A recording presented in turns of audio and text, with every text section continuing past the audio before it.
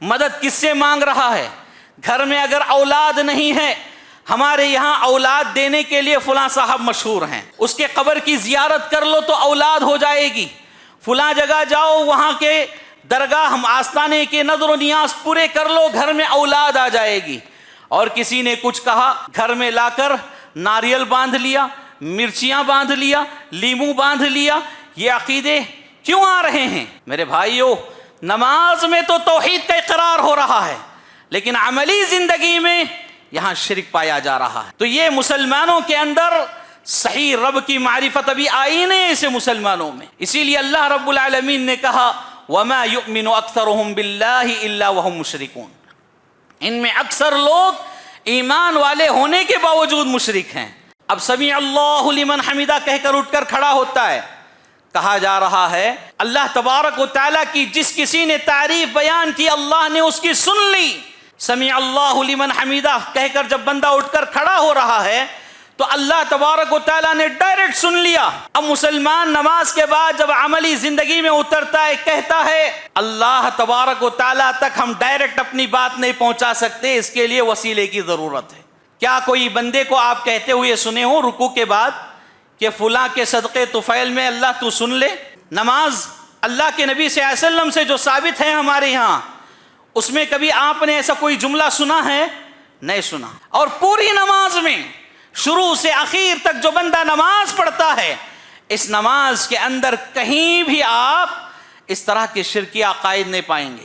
مسلمانوں میں کئی مسلمان ایسے ہیں میرے بھائیوں جو اللہ رب العالمین کی حقیقی معرفت سے غافل ہیں، اور کوئی نبی صلی اللہ علیہ وسلم کو اللہ کا ہم شکل بنا رہا ہے۔ یعنی اللہ تبارک و تعالیٰ کو جب ضرورت پیش آئی تو نبی محمد رسول اللہ صلی اللہ علیہ وسلم کی شکل میں اس روئے زمین پر اللہ تعالیٰ اترا۔ یہ عقیدہ آج ہمارے مسلمانوں کا ہے۔ مسلمانوں میں بعض مسلمانوں کا عقیدہ یہ ہے کہ حضرت علی رضی اللہ تعالیٰ عنہ کو خود مسلمان رب تسلیم کر رہے ہیں، اور کہتے ہیں کہ اللہ تبارک و تعالیٰ کو جب دنیا کے اندر اترنا مقصود تھا، حضرت علی رضی اللہ تعالیٰ عنہ کے چہرے میں اللہ تعالیٰ زمین پر اتر آیا۔ اور بعض تو ان سے بھی خطرناک عقیدہ لے کر آج فخر محسوس کر رہے ہیں اور کہتے ہیں کہ ہمارے فلاں پیر ہے، فلاں صاحب ہے، جو اللہ رب العالمین کے فرشتے ان سے سوال و جواب کرنے سے گھبراتے ہیں، اور ان کے مریدوں سے بھی کوئی سوال و جواب نہیں ہوتا۔ قبر میں فرشتے آئیں سوال و جواب کے لیے تو پیر صاحب کا نام بتا دیں تو فرشتے گھبرا کر چلے جائیں گے۔ ایسے عقیدے آج مسلمانوں میں ہے کہ نہیں ہے؟ الحمدللہ نحمدہ ونستعینہ ونستغفرہ ونعوذ باللہ من شرور انفسنا ومن سیئات اعمالنا، من يهده الله فلا مضل له ومن يضلل فلا هادي له، أشهد أن لا إله إلا الله وحده لا شريك له، وأشهد أن محمدًا عبده ورسوله، أما بعد فإن أصدق الحديث كتاب الله، وخير الهدي هدي محمد صلى الله عليه وسلم، وشر الأمور محدثاتها، وكل محدثة بدعة، وكل بدعة ضلالة، وكل ضلالة في النار۔ فأعوذ بالله السميع العليم من الشيطان الرجيم، من همزه ونفخه ونفثه، بسم الله الرحمن الرحيم۔ يا أيها الناس اتقوا ربكم الذي خلقكم من نفس واحدة، وخلق منها زوجها وبث منهما رجالا كثيرا ونساء، واتقوا الله الذي تساءلون به والأرحام، إن الله كان عليكم رقيبا۔ يا أيها الذين آمنوا اتقوا الله وقولوا قولا سديدا يصلح لكم أعمالكم ويغفر لكم ذنوبكم ومن يطع الله ورسوله فقد فاز فوزا عظيما. يا أيها الذين آمنوا اتقوا الله حق تقاته ولا تموتن إلا وأنتم مسلمون. قال الله تبارك وتعالى في كلامه المجيد والفرقان الحميد: وكأي من آية في السماوات والأرض يمرون عليها وهم عنها معرضون وما يؤمن أكثرهم بالله إلا وهم مشركون. قابل قدر بزرگان دین، نوجوانان اسلام، پردہ نشین خواتین اسلام، تمام قسم کی تعریف و توصیف، حمد و ثنا، کبریائی و بڑائی اسی اللہ وحدہ لا شریک لہ کے لیے لائق و زیبا ہے، جو ہم تمام کا خالق ہے، مالک ہے، رازق ہے، مدبر انس و جاں ہے۔ انگنت و لا تعداد درود و سلام نازل ہو تمام انبیاء کرام پر، بالخصوص شفیع المذنبین، خاتم النبیین، سید المرسلین، رحمت للعالمین، آمینہ کے در یتیم محمد الرسول اللہ صلی اللہ علیہ وسلم پر، اور اللہ کی بے انتہا رحمتیں سلامتیں نازل ہوں تمام صحابہ و صحابیات رضوان اللہ علیہم اجمعین پر، تابعین، تبع تابعین، ائمہ، مجتہدین، فقہاء و محدثین، سلف صالحین پر۔ قابل قدر حاضرین جمعہ، خطبہ مسنونہ کے بعد میں نے آپ کے سامنے سورہ یوسف کی 2 آیتیں پڑھی ہیں، آیت نمبر 105 اور آیت نمبر 106، جس میں اللہ سبحانہ و تعالی فرما رہا ہے کہ آسمانوں اور زمینوں میں اللہ سبحانہ و تعالی کی کئی نشانیاں ہیں جو انسانوں کے ارد گرد ہی گھومتی رہتی ہیں، اس کے باوجود یہ لوگ ان سے غافل ہیں، بے خبر ہیں۔ وَمَا يُؤْمِنُ أَكْثَرُهُمْ بِاللَّهِ إِلَّا وَهُمْ مُشْرِكُونَ، اور ان انسانوں میں سے اکثریت تو ایمان والے ہونے کے باوجود مشرک ہیں۔ اللہ سبحانہ و تعالیٰ نے ان 2 آیتوں میں بہت ہی اہم بات بیان فرمائی ہے۔ اللہ تبارک و تعالیٰ کی جو نشانیاں ہمارے ارد گرد رہتی ہیں، آسمان ہے، زمین ہے، بڑے بڑے پہاڑ ہیں، دریا ہے، اس طرح کی نشانیوں سے اللہ رب العالمین کی حقیقی معرفت ہمیں حاصل ہوتی ہے۔ اس کے باوجود انسان اس پر غور و فکر کرنا چھوڑ دیا، بے خبر ہو گیا، جس کی وجہ سے وہ توحید کی راہ سے بھٹکتے ہوئے شرک کی گمراہیوں میں چلا جا رہا ہے۔ اللہ نے یہی بات بیان فرمائی، وَمَا يُؤْمِنُ أَكْثَرُهُمْ بِاللَّهِ إِلَّا وَهُمْ مُشْرِكُونَ، لوگوں میں اکثریت ایسی ہے کہ ایمان والے ہونے کے باوجود وہ مشرک ہیں۔ یہ آیت کس کے بارے میں نازل ہوئی؟ مفسرین اکرام کے یہاں دیکھا جائے، اکرامہ، حسن اور بڑے بڑے مفسرین کے یہاں یہ بات ملتی ہے کہ یہ آیت ان مشرکین، ان کافروں کے بارے میں نازل ہوئی جو اللہ رب العالمین پر تو ایمان رکھتے تھے لیکن ساتھ ساتھ شرک بھی کیا کرتے تھے۔ اللہ رب العالمین کے ایک ہونے پر بھی ایمان رکھتے، لیکن اس کی اکتائی میں اوروں کو بھی شریک ٹھہراتے اور کہتے کہ یہ جو ہے اس کا بھی معبود تو ہی ہے۔ جیسا کہ زمانے جاہلیت میں جو لوگ حج کرتے تھے، مشرکین مکہ، وہ تلبیہ پڑھا کرتے تھے۔ کیا تلبیہ تھا؟ جو آج ہم تلبیہ پڑھتے ہیں، لبیک اللہم لبیک لا شریک لک لبیک ان الحمد والنعمت لک والملک لا شریک لک، اب اس تلبیہ کے اندر واضح طور پر اس بات کا اعلان ہے کہ اللہ رب العالمین کے علاوہ کوئی معبود حقیقی نہیں ہے۔ زمانے جاہلیت میں جب لوگ حج کیا کرتے، تلبیہ پڑھا کرتے، اور ان کے تلبیے میں یہ بات ہوتی کہ تیرے علاوہ کوئی معبود برحق نہیں، تیرا کوئی ساتھی نہیں، لیکن ایک ہے جو تیرا ساتھی ہے اور تو اس کا بھی معبود ہے۔ ایک تو اللہ رب العالمین کے ساتھ دوسرے کو شریک ٹھہرا رہے ہیں اور ساتھ میں کہہ رہے ہیں کہ تو اس کا بھی رب ہے۔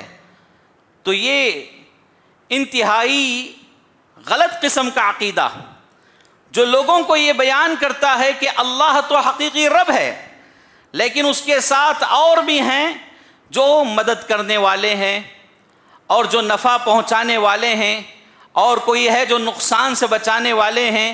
اس طرح کے عقیدے ہمارے یہاں اکثر غیر مسلموں میں دیکھنے کو ملتے تھے، لیکن ترقی یافتہ دور جیسا جیسا آگے بڑھ رہا ہے ویسے یہ عقائد مسلمانوں کے اندر بھی دیکھنے کو مل رہے ہیں۔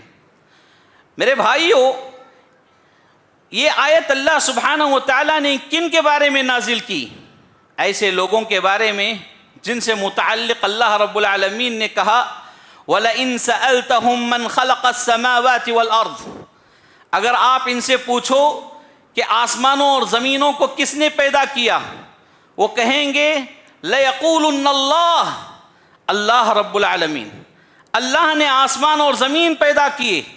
ایک دوسرے مقام پر اللہ تعالیٰ فرما رہا ہے وَلَئِن سَأَلْتَهُم مَّنْ خَلَقَهُم، آپ ان سے پوچھو کہ تمہیں کس نے پیدا کیا، یہ کہیں گے لَيَقُولُنَّ اللَّهُ، اللہ رب العالمین نے ہمیں پیدا کیا۔ یعنی ان مشرکوں کا عقیدہ ہے کہ پیدا کرنے والا اللہ ہے، ہمیں بھی اللہ نے پیدا کیا، آسمانوں کو اللہ نے پیدا کیا، زمینوں کو اللہ نے پیدا کیا۔ اس کے باوجود جب عبادت کا باب آتا ہے تو یہ دیگر معبودوں کی بھی باطل معبودوں کی یہ پوجا کرتے نظر آتے ہیں، اور عبادات کے باب میں اللہ رب العالمین کے ساتھ واضح شرک کرتے نظر آ رہے ہیں۔ تو معلوم یہ ہوا کہ یہ آیت کریمہ ایسے لوگوں کے بارے میں نازل ہوئی جن کا عقیدہ تھا کہ اللہ ایک ہے، اللہ کے علاوہ کوئی نہیں ہے، اللہ کے علاوہ کوئی حقیقی رب نہیں ہے، لیکن جب عبادت کا معاملہ آئے تو عبادت میں اللہ کے ساتھ دوسروں کو شریک ٹھہراتے ہیں۔ تو ایسے لوگوں کے بارے میں یہ آیت نازل ہوئی۔ میرے بھائیوں، قابل غور بات یہ ہے کہ آج انسان رب العالمین کی بندگی کرنے کے باوجود وہ کہیں نہ کہیں شرک میں پھنسا جا رہا ہے۔ آپ غور کیجئے، ہر سال لاکھوں کی تعداد میں حجاج اکرام حج کے لیے جاتے ہیں، اور حج جو انتہائی پاکیزہ عبادت ہے، شروع سے لے کر آخر تک اس عبادت میں اللہ کی توحید ہی توحید بیان کی جاتی ہے، اور سارے حاجی دنیا بھر کے حجاج وہاں پہنچ کر اللہ رب العالمین کی توحید کا اقرار کرتے ہیں۔ پھر حج سے واپس لوٹنے کے بعد جب عملی زندگی شروع ہوتی ہے تو یہاں تضاد پایا جاتا ہے، وہاں توحید ہی توحید، سارا حج شروع سے لے کر آخر تک اللہ کی توحید بیان کر کے آئے، مضبوط عقیدہ لے کر آنے کی بجائے یہاں آ کر پھر سے وہی شرک، وہی گمراہی کی، وہی ضلالت کی تاریکیوں میں آدمی چلا جاتا ہے، جس کے لیے حج بھی فائدہ نہیں دیتا۔ اسی طرح رمضان المبارک کے روزے، مہینہ بھر کے لوگ روزے رکھتے ہیں۔ مسلمان روزہ کس کے لیے رکھتا ہے؟ اللہ سبحانہ و تعالیٰ کے لیے۔ تو پورا رمضان روزہ رکھ کر اللہ رب العالمین کے ایک ہونے کا اعلان کرتا ہے۔ اللہ تبارک و تعالیٰ کی توحید ہی توحید پورا رمضان ہمیں نظر آتی ہے۔ جیسے ہی رمضان ختم ہو جاتا ہے پھر شرک و بدعات ایسے جنم لیتے ہیں گویا کہ یہ پورا رمضان ہمارے لیے کوئی فائدہ نظر نہیں آتا۔ ایسے ہی ایک واضح مثال عبادات کے باب میں رب العالمین کی بندگی کو لے کر وہ یہ کہ نماز انتہائی اہم عبادت، بلکہ اسلام کے جو بنیادی ارکان بیان کیے گئے ہیں ان میں سے ایک اہم رکن ہے نماز۔ لیکن کیا معاملہ ہے، اکثر مسلمان نماز پڑھنے کے باوجود مشرک ہیں۔ اللہ رب العالمین اس آیت کریمہ میں یہی کہہ رہا ہے کہ اکثر لوگ ایمان لانے کے باوجود مشرک ہیں۔ تو آج دیکھا یہ جا رہا ہے اکثر لوگ نماز پڑھنے کے باوجود مشرک ہیں، جبکہ نماز شروع سے لے کر سلام پھیرنے تک اس کے اندر اللہ کی توحید ہی توحید ہے۔ آپ غور کرتے جائیں، نماز کی ابتدا ہوتی ہے اللہ اکبر کے ذریعے، یعنی اللہ تبارک و تعالی سب سے بڑا ہے۔ سب سے بڑا ہے کا مطلب کیا؟ اس سے بڑا کوئی نہیں، اس سے بڑا کوئی نہیں۔ اللہ کی کبریائی کا اعلان کر رہا ہے نمازی اپنے نماز کی افتتاح سے، اپنے نماز کی شروعات میں ہی اللہ کی کبریائی بیان کر رہا ہے۔ لیکن نماز کے بعد جو عملی زندگی ہے اس زندگی کے اندر تضاد پایا جاتا ہے۔ اللہ کی اس کبریائی میں بندہ اولیاء کو، نبیوں کو، صلحاء کو بھی شمار کر لیتا ہے، شامل کر لیتا ہے، یعنی یہ بھی کبریائی کے حقدار ہیں، یہ بھی بڑائی کے حقدار ہیں۔ تو پھر میرے بھائیوں، اگر یہ معاملہ ہے تو پھر نماز ہمیں کیسے فائدہ پہنچائے گی؟ جبکہ اللہ سبحانہ و تعالیٰ نے سورۃ العنکبوت کی آیت نمبر 45 میں بیان کیا، ان الصلاۃ تنہی عن الفحشاء والمنکر، یقیناً نماز بے حیائی اور منکر کاموں سے روکتی ہے، اور منکرات میں سر فہرست جو چیز آتی ہے وہ شرک ہے۔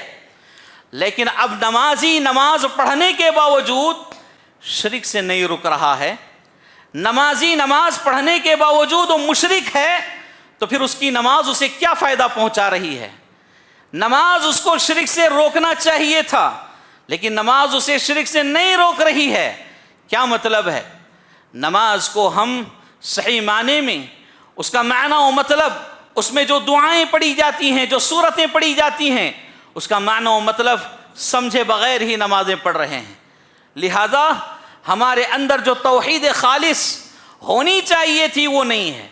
اکثر مسلمان نماز پڑھنے کے باوجود مشرک آپ کو نظر آئیں گے، اور نماز میں اللہ اکبر کے ذریعے جب نماز شروع کرتا ہے اس کا اگلا ہی قدم دعائے استفتاح، اللہم باعد بینی وبین خطایا۔ اکثر لوگ ایک دوسری دعا پڑھتے ہیں، سبحانک اللہم وبحمدک وتبارک اسمک وتعالی جدک ولا الہ غیرک۔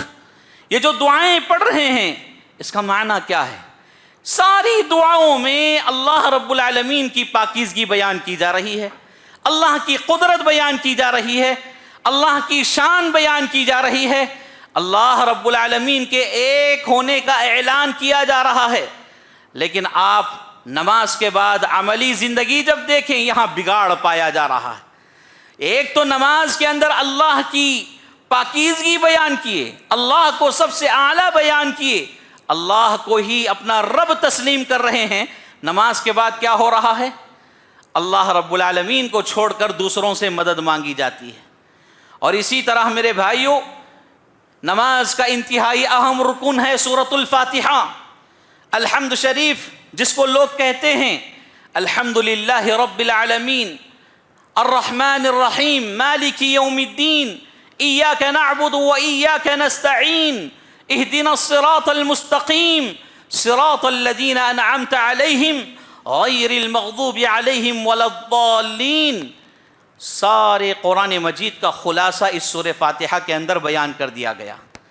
سارے قرآن مجید کا خلاصہ صرف ایک سورہ کے اندر اگر آپ کو چاہیے تو وہ سورہ فاتحہ ہے۔ اب آدمی نماز میں ہر رکعت میں سورہ فاتحہ پڑھتا ہے، کہتا ہے ساری تعریفیں اس اللہ تبارک و تعالیٰ کے لیے ہے جو سارے جہانوں کا رب ہے، سارے جہانوں کا پروردگار ہے۔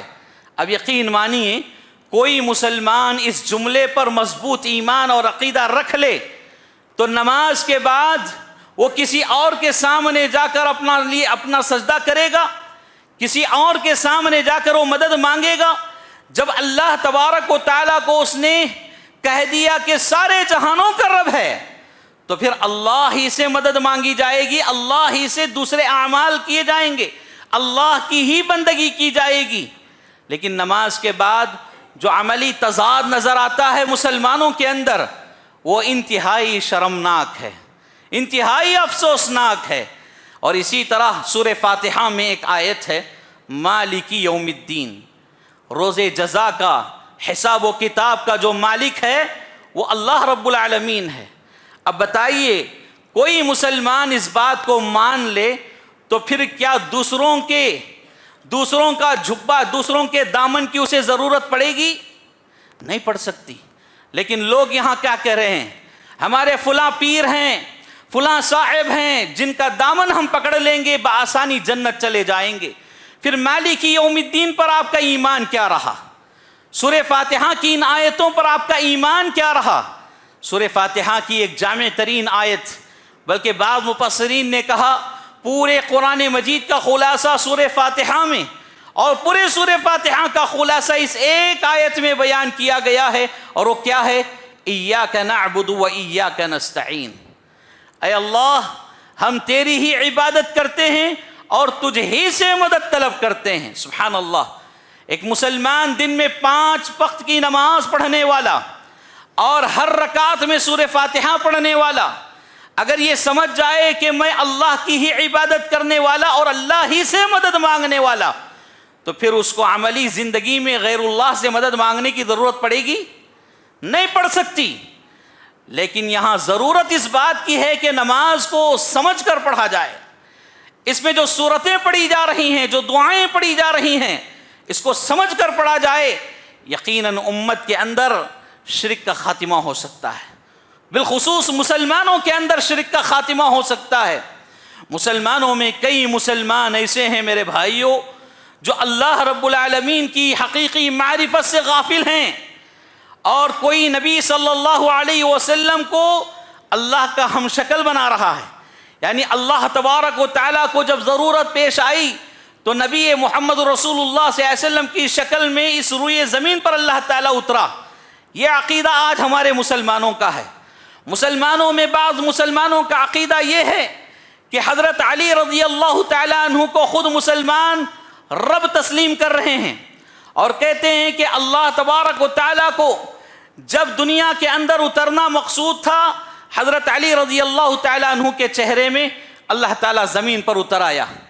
اور بعض تو ان سے بھی خطرناک عقیدہ لے کر آج فخر محسوس کر رہے ہیں اور کہتے ہیں کہ ہمارے فلاں پیر ہے، فلاں صاحب ہے، جو اللہ رب العالمین کے فرشتے ان سے سوال و جواب کرنے سے گھبراتے ہیں، ڈرتے ہیں ان سے، اور ان کے مریدوں سے بھی کوئی سوال و جواب نہیں ہوتا۔ قبر میں فرشتے آئیں سوال و جواب کے لیے تو پیر صاحب کا نام بتا دیں تو فرشتے گھبرا کر چلے جائیں گے۔ ایسے عقیدے آج مسلمانوں میں ہے کہ نہیں ہیں؟ ہے کہ نہیں ہیں؟ اس سے خطرناک عقیدے اور کیا ہو سکتے ہیں؟ اس سے تو وہ غیر مسلم بہتر نظر آتے ہیں جو صراحت کے ساتھ انکار کرتے ہیں اللہ کا، اور یہاں مسلمان اللہ کا، اس کی توحید کا اعلان کرتے ہوئے یہ سارے شرکیہ اعمال اپنے اندر لے کر جی رہا ہے۔ اس سے بڑی بدبختی والی اور بات کیا ہو سکتی ہے؟ سورہ فاتحہ کے اندر اللہ رب العالمین نے یہ بات بیان فرمائی، ایاک نعبد و ایاک نستعین۔ بندہ اقرار کر رہا ہے، اعلان کر رہا ہے، اے اللہ ہم تیری ہی عبادت کرتے ہیں اور تجھی سے مدد طلب کرتے ہیں۔ جامع ترمذی کی ایک روایت ہے، امام ابو عیسیٰ ترمذی رحمۃ اللہ علیہ نے اس روایت کو حدیث نمبر 2516 کے تحت صحیح سند کے ساتھ نقل فرمایا ہے۔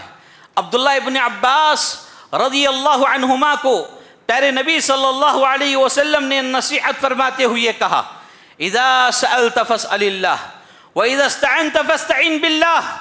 اے ابن عباس، جب تمہیں کوئی سوال کرنے کی ضرورت پیش آئے، کس سے سوال کرنا چاہیے؟ اللہ سے۔ اور جب تمہیں کوئی مدد کی ضرورت ہو، مدد بھی اللہ رب العالمین سے مانگی جائے۔ اب مسلمان نماز پڑھ رہا ہے، اس آیت کو بار بار دہرا رہا ہے، لیکن نماز کے بعد عملی زندگی دیکھی جائے تو بگاڑ معلوم ہوتا ہے، وہاں تضاد پایا جا رہا ہے۔ مدد کس سے مانگ رہا ہے؟ گھر میں اگر اولاد نہیں ہے، ہمارے یہاں اولاد دینے کے لیے فلاں صاحب مشہور ہیں، اس کے قبر کی زیارت کر لو تو اولاد ہو جائے گی، فلاں جگہ جاؤ وہاں کے درگاہ ہم آستانے کے نظر و نیاز پورے کر لو، گھر میں اولاد آ جائے گی۔ اور کسی نے کچھ کہا، گھر میں لا کر ناریل باندھ لیا، مرچیاں باندھ لیا، لیمو باندھ لیا۔ یہ عقیدے کیوں آ رہے ہیں؟ میرے بھائیو، نماز میں تو توحید کا اقرار ہو رہا ہے، لیکن عملی زندگی میں یہاں شرک پایا جا رہا ہے۔ تو یہ مسلمانوں کے اندر صحیح رب کی معرفت ابھی آئی نہیں اسے مسلمانوں میں، اسی لیے اللہ رب العالمین نے کہا وَمَا يُؤْمِنُ أَكْثَرُهُمْ بِاللَّهِ إِلَّا وَهُمْ مُشْرِكُونَ، ان میں اکثر لوگ ایمان والے ہونے کے باوجود مشرک ہیں۔ اور نماز میں جب رکوع میں بندہ جاتا ہے کیا کہتا ہے؟ سبحان ربی العظیم، سبحان ربی العظیم، کتنا بہترین جملہ ہے۔ بندہ یہ بات بیان کر رہا ہے، پاک ہے اور بڑا عظیم ہے میرا رب، پاک ہے اور بہت بڑا ہے میرا رب۔ اب جب بندہ کہے کہ پاک ہے میرا رب، پاک سے مراد کیا ہے؟ سارے عیبوں سے اللہ پاک ہے، سارے نقائص سے، سارے کمیوں سے اللہ پاک ہے۔ اب اللہ تبارک و تعالیٰ کا جب اس طرح اس نے اعلان کر دیا تو پھر زندگی کے اندر دوسروں کے سامنے وہ کیسے اپنے حاجات مناجات رکھ سکتا ہے؟ اب سمیع اللہ لمن حمیدہ کہہ کر اٹھ کر کھڑا ہوتا ہے، کہا جا رہا ہے اللہ تبارک و تعالیٰ نے اس کی سن لی جس نے اس کی تعریف بیان کی، اللہ تبارک و تعالیٰ کی جس کسی نے تعریف بیان کی اللہ نے اس کی سن لی۔ اب یہاں قابل غور بات یہ ہے کہ اللہ نے یہاں ڈائریکٹ سنائی کہ نہیں سنا؟ سمیع اللہ لمن حمیدہ کہہ کر جب بندہ اٹھ کر کھڑا ہو رہا ہے تو اللہ تبارک و تعالیٰ نے ڈائریکٹ سن لیا۔ اب مسلمان نماز کے بعد جب عملی زندگی میں اترتا ہے کہتا ہے اللہ تبارک و تعالیٰ تک ہم ڈائریکٹ اپنی بات نہیں پہنچا سکتے، اس کے لیے وسیلے کی ضرورت ہے، اس کے لیے وسیلہ والا عقیدہ پکڑنا ضروری ہے۔ ہاں، شرعی وسیلے سے ہم متفق ہیں، شرعی وسیلے کا انکار نہیں ہے، لیکن غیر شرعی وسیلہ جو ہے اس سے ہمیں انکار ہے، اس سے ہمیں اعتراض ہے۔ اور غیر شرعی وسیلہ کیا ہے؟ مردوں سے وسیلہ مانگنا، جو فوت شدہ ہیں، جو گزر گئے، انتقال ہو گئے، ان سے وسیلہ طلب کرنا۔ اور یہی سب کچھ ہمارے درمیان ہوتا ہے کہ یہاں بندہ رکوع سے اٹھ کر کہہ رہا ہے سمیع اللہ لمن حمیدہ، اللہ نے اس کی سن لی جس نے اس کی تعریف بیان کی، اور یہاں بغیر وسیلے کے اللہ تعالیٰ سن رہا ہے۔ کیا کوئی بندے کو آپ کہتے ہوئے سنے ہو رکوع کے بعد کہ فلاں کے صدقے طفیل میں اللہ تو سن لے؟ نماز اللہ کے نبی صلی اللہ علیہ وسلم سے جو ثابت ہے ہمارے یہاں، اس میں کبھی آپ نے ایسا کوئی جملہ سنا ہے؟ نہیں سنا۔ اور پوری نماز میں شروع سے آخر تک جو بندہ نماز پڑھتا ہے، اس نماز کے اندر کہیں بھی آپ اس طرح کے شرکی عقائد نہیں پائیں گے۔ اور جب نماز سے فارغ ہونے کے بعد ہم مسلمانوں میں شرک ہی شرک نظر آتا ہے۔ میرے بھائیوں، جب بندہ سجدے میں جاتا ہے کہتا ہے سبحان ربی الاعلی، اور بھی مختلف دعائیں ہیں، لیکن لوگوں میں جو مشہور دعائیں ہیں میں وہی آپ کے سامنے بیان کر رہا ہوں۔ سبحان ربی الاعلی، پاک ہے میرا رب اور سب سے اعلیٰ ہے۔ سب سے اعلیٰ کا مطلب کیا ہے؟ دولت میں اعلیٰ ہے، طاقت میں اعلیٰ ہے، مقام و مرتبے میں اعلیٰ ہے، شخصیت کے اعتبار سے، ذات کے اعتبار سے اعلیٰ ہے، اس سے بڑا کوئی نہیں، سب اس کے نیچے ہیں۔ جب بندہ یہ اقرار کرے، اس طرح کا عقیدہ رکھے، تو پھر بعد والی زندگی میں اللہ کو کمزور کیوں بنایا جا رہا ہے؟ اللہ تبارک و تعالیٰ سے مدد طلب کرنے کے لیے فلاں کام کرنا، فلاں کام کرنا، اور فلاں جگہ کی زیارت کرنا، فلاں جگہ کی زیارت کرنے پر عمرے کا ثواب، فلاں جگہ کی زیارت کرنے پر حج کا ثواب، بعض جگہ تو ایک زیارت کر لی جائے تو 4 حج کا ثواب۔ یہ سارے عقائد کہاں سے آ رہے ہیں؟ صحیح معنوں میں جو نماز پڑھنے والا نمازی ہے، نماز اس کو توحید سکھاتی ہے۔ کیا سکھاتی ہے؟ توحید سکھاتی ہے، اللہ کی حقیقی بندگی سکھاتی ہے۔ لیکن نماز کو نماز کی طرح نہ پڑھنے والا، اپنی زندگی میں کبھی وہ اپنی اصلاح نہیں کر سکتا۔ لہذا میرے بھائیوں، آپ صرف ایک نماز جیسی عبادت پر غور کرتے جائیں، صرف ایک نماز جیسی عبادت پر غور کرتے جائیں۔ کتنی اللہ رب العالمین کی اس میں وحدانیت بیان کی گئی ہے، اس سے آپ کو اندازہ ہو جائے گا۔ التحیات للہ والصلوات والطیبات، بندہ کہہ رہا ہے، پڑھ رہا ہے، یعنی میری قولی، فعلی، بدنی، مالی عبادت اللہ رب العالمین کے لیے، ساری عبادتیں۔ اور جب نماز کے بعد دیکھا جاتا ہے تو فلاں پیر کے نام کی نظر و نیاز، فلاں پیر کے نام کی 11ویں شریف، فلاں پیر کے نام کی اور چیزیں، یہ سارے عقیدے کہاں سے پیدا ہو رہے ہیں؟ لہذا مسلمانوں، اس کا ایک ہی حل ہے، شرک سے مکمل نجات چاہتے ہو اور مکمل توحید پرست بننا چاہتے ہو، ایک ہی حل ہے۔ وہ حل کیا ہے؟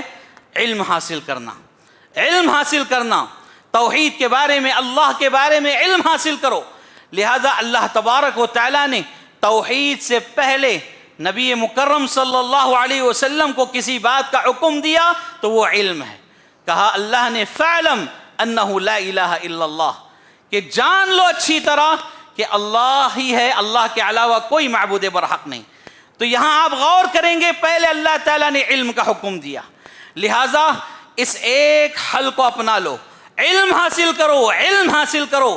ہم نے اپنی زندگی میں کوئی 40 سال، کوئی 50 سال، کوئی 60 سال اور کوئی اس سے بڑھ کر زندگی بھر نمازیں پڑھ رہے ہیں، نماز پڑھنے کے باوجود آدمی کی زندگی سے شرک نہیں جا رہا ہے تو اس کی نماز اسے کیا فائدہ پہنچا رہی ہے؟